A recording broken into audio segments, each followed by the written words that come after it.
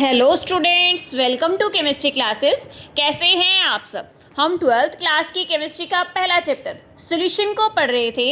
हमने हमारी पिछली वीडियो में कॉलिगेटिव प्रॉपर्टीज़ के बारे में पढ़ा था, जिसमें first colligative property relative lowering of vapour pressure को हम कंप्लीट कर चुके हैं। तो बिना टाइम वेस्ट करे चलिए करते हैं हमारा next topic, which is Our next colligative property is elevation in boiling point और इबियोस्कोपी, जिसको डेल्टा टीबी से रिप्रेजेंट करते हैं। सबसे पहले जान लेते हैं क्या होता है बॉइलिंग पॉइंट, ठीक है, और जानेंगे क्या बॉइलिंग पॉइंट कॉलिगेटिव प्रॉपर्टी है या सिर्फ elevation in boiling point colligative property.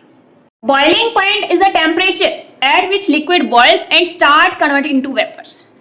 वो टेम्परेचर जहां कोई भी लिक्विड बॉयल होता है और वेपर्स में कन्वर्ट होना स्टार्ट कर देता है और उसका वेपर प्रेशर एटमॉस्फेरिक प्रेशर के इक्वल हो जाता है, उस पॉइंट को बॉइलिंग पॉइंट कहते हैं। ठीक है, वेपर प्रेशर ऑफ सॉल्वेंट और vapour pressure of solution becomes equal to atmospheric pressure, उस पॉइंट को बॉइलिंग पॉइंट कहते हैं। वो जो पॉइंट है, वो जो टेम्परेचर है, उसको बॉइलिंग पॉइंट बोल रहे हैं। ठीक है, तो बॉइलिंग पॉइंट कॉलिगेटिव प्रॉपर्टी नहीं है, क्योंकि कॉलिगेटिव प्रॉपर्टीज कौन सी होती हैं? वो प्रॉपर्टीज जो number of moles of solute पे डिपेंड करती है। यहाँ तो बॉइलिंग पॉइंट क्या है? एक पॉइंट है, एक टेम्परेचर। ये नंबर ऑफ मोल्स पे डिपेंड नहीं करता, ये सिर्फ एक टेम्परेचर है, एक पॉइंट है जहां वेपर प्रेशर उस सॉल्वेंट का या फिर सॉल्यूशन का एटमॉस्फेरिक प्रेशर के इक्वल हो जाता है। ठीक है, इसलिए बॉइलिंग पॉइंट कॉलिगेटिव प्रॉपर्टी नहीं है, लेकिन elevation in boiling point is a colligative property. How it is a colligative property जानते हैं। तो क्या लिया मैंने? एक वेसल ले लिया, जिसमें क्या है? प्योर सॉल्वेंट है। प्योर सॉल्वेंट है, ये प्योर लिक्विड है। लिक्विड किस में कन्वर्ट हो रहा है? वेपर्स में कन्वर्ट हो रहा है। और प्योर सॉल्वेंट का वेपर प्रेशर मैंने ले लिया P0। ठीक है, ये जो सेकेंड वेसल है, ये इसमें क्या है? सोल्यूट प्लस सॉल्वेंट है। ठीक है, ये प्योर सॉल्वेंट है। प्योर सॉल्वेंट वेपर्स में कन्वर्ट हो रहा है, तो कुछ ना कुछ वेपर प्रेशर एग्जर्ट करेंगे, विच इज P0। ठीक है, और प्योर सॉल्यूशन का वेपर प्रेशर मैंने मान लिया PS। तो आप मुझे बताइए यहाँ क्या है? कॉलिगेटिव प्रॉपर्टी में हम सॉल्वेंट तो वॉलेटाइल लेते हैं और सोल्यूट नॉन वॉलेटाइल लेते हैं। ठीक है, जब सोल्यूट नॉन वॉलेटाइल है, दैट मीन्स उसके वेपर्स नहीं बनेंगे। ठीक है, non volatile that means it cannot form vapours. जब उसके वेपर्स नहीं बनेंगे तो जहां सोलवेंट के पार्टिकल्स आने चाहिए, उनकी जगह स्पेस एक्वायर कर लेते हैं सोल्यूट पार्टिकल, जिसकी वजह से वेपर प्रेशर डिक्रीज कर जाता है। ठीक है, जब आप नॉन वॉलेटाइल सोल्यूट ऐड करते हो तो सॉल्यूशन का वेपर प्रेशर डिक्रीज कर जाता है। That means PS is less than P0 और we can say P0 is greater than PS। Okay, समझ में आया? जब सॉल्वेंट प्योर सॉल्वेंट था, वहां कुछ वेपर प्रेशर था, मैंने P0 ले लिया। अब मैंने क्या किया? नॉन वॉलेटाइल सोल्यूट ऐड कर दिया। जब नॉन वॉलेटाइल सोल्यूट ऐड करते हैं तो vapour pressure of solution decreases. ठीक है, क्यों? क्योंकि सॉल्वेंट पार्टिकल्स की जगह सोल्यूट पार्टिकल्स आ जाते हैं। सॉल्वेंट पार्टिकल्स के पहले नंबर ऑफ पार्टिकल्स सरफेस पे ज्यादा थे, तो वेपर्स ज्यादा बन रहे थे। अब उनकी जगह किन्होंने ले ली? सोल्यूट पार्टिकल्स ने ले ली, और उनके तो वेपर्स फॉर्म नहीं होते, तो इस वजह से वेपर प्रेशर क्या होता है? डिक्रीज कर जाता है। तो vapour pressure of solution is less then pure solvent. ठीक है, तो P0 is greater than PS। अब हम vapour pressure versus temperature graph plot करते हैं और जान लेते हैं कि किस तरीके से वेरी करता है vapour pressure with respect to temperature. सबसे पहले at room temperature. Room temperature पे लिक्विड क्या करता है? It start boil and convert into vapours, and when vapour pressure of a liquid becomes equal to atmospheric pressure, this is the boiling point. ये सबसे पहले मैंने क्या लिया है? प्योर सॉल्वेंट लिया है। Pure solvent eight room temperature. Room temperature पे प्योर सॉल्वेंट का वेपर प्रेशर, ये मैंने P0 ले लिया। ये P0 था, और मैंने क्या किया? इसको यहाँ पे रूम टेम्परेचर पे ये वेपर्स में कन्वर्ट होना स्टार्ट हो रहा है। इसको बॉईल कर रहे हैं। जब तक इसको बॉईल करेंगे, जब तक इसका वेपर प्रेशर किसके इक्वल नहीं हो जाता? एटमॉस्फेरिक प्रेशर के इक्वल नहीं हो जाता। ठीक है, अब ये पॉइंट वो है जहां इसका वेपर प्रेशर किसके इक्वल आ गया है? एटमॉस्फेरिक प्रेशर के इक्वल आया। दैट मीन्स ये टेम्परेचर क्या है?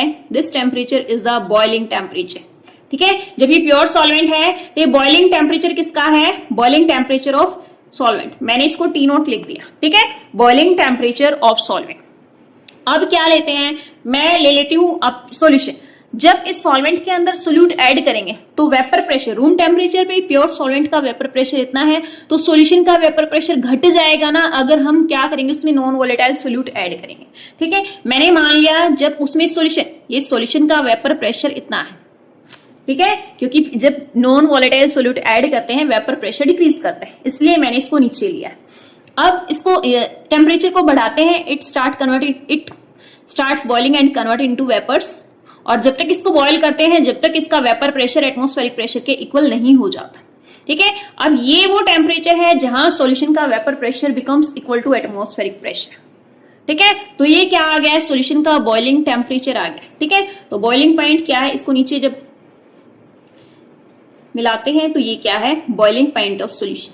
ठीक है, ये क्या है, आप देख रहे हैं प्योर सॉल्वेंट का टेम्परेचर कितना है T0 और temperature of solution is Ts, तो बढ़ रहा है ना सॉल्यूशन का टेम्परेचर। अगर नॉन वोलेटाइल सोल्यूट ऐड करे हैं तो टेम्परेचर, बॉइलिंग टेम्परेचर बढ़ रहा है, और जितना टेम्परेचर इंक्रीज हो रहा है ये मैंने ले लिया डेल्टा टीवी। और यहां से जब आप pure non volatile solute add कर रहे हो तो वेपर प्रेशर क्या कर रहा है, सॉल्यूशन का डिक्रीज कर रहा है, इसको मैंने ले लिया delta P.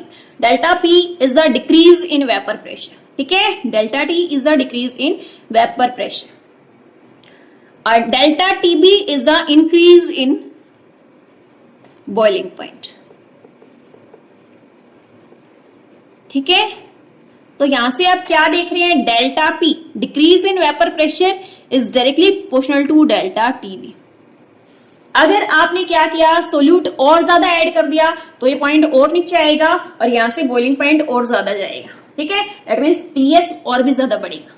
We can say that delta P is directly proportional to delta TB. According to graph, delta P is directly proportional to delta TB. और according to relative lowering of vapor pressure, हमने पिछली colligative property करी थी relative lowering of vapor pressure. Lowering of vapor pressure is directly proportional to I NB by NA. ठीक है, तो इन दोनों को रिलेट करते हैं, डेल्टा पी की जगह वैल्यू पुट कर देते हैं I N B by N A. तो यहां से क्या आ गया, delta TB is directly proportional to I N B by N A. ठीक है, अब इस प्रोपोर्शनलिटी के साइन को हटाएंगे, क्या आएगा, कोई ना कोई कांस्टेंट आएगा। According to graph delta P is directly proportional to delta TB.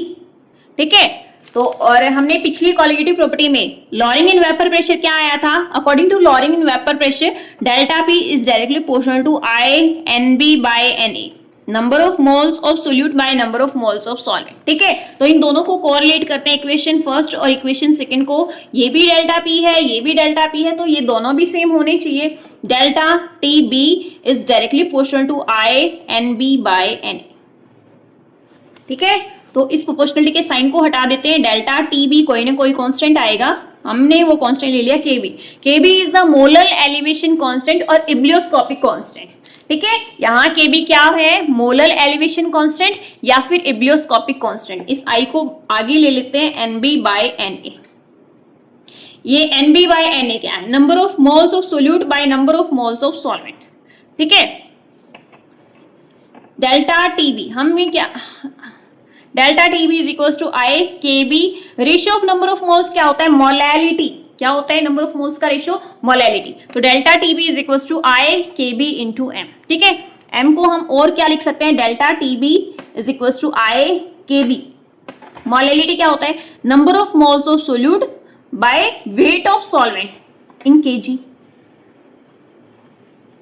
ठीक है, आप ऐसे लिख सकते हो इसको, number of moles of solvent, molality को लिख सकते हो number of moles of solvent by weight of solvent in kg. अब नंबर ऑफ मोल्स को भी आप चेंज कर सकते हो, delta TB is equal to I K B, N B को कन्वर्ट कर दो W B by M B into W A multiply 1000, अगर आप इसको ग्राम्स में ले जाए।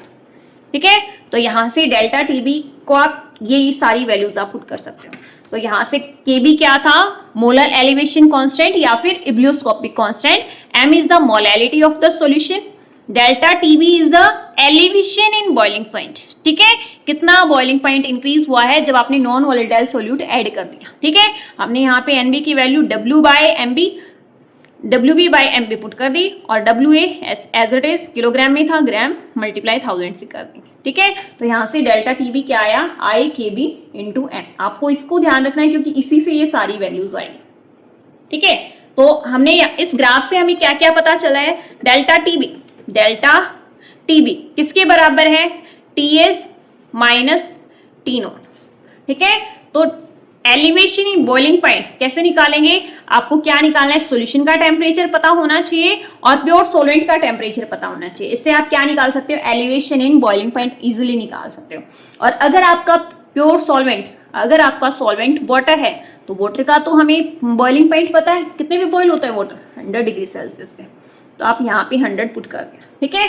तो delta T B is equals to T S minus T naught, यहाँ से हमारे पास डेल्टा टी बी आ जाएगा और हम यहाँ से जो भी रिक्वायर होगा, मास पूछा गया है, वेट पूछा गया है, इसमें पुट करेंगे और हम यहाँ से कैलकुलेट कर लेंगे। तो ये था हमारा second colligative properties which was elevation in boiling point. तो आप यहाँ से देख रहे हैं इसको कॉलिगेटिव प्रॉपर्टी क्यों कह रहे हैं, क्योंकि ये भी किस पे डिपेंड कर रहा है, number of moles of solvent पे depend, sorry number of moles of solute पे डिपेंड कर रहा है।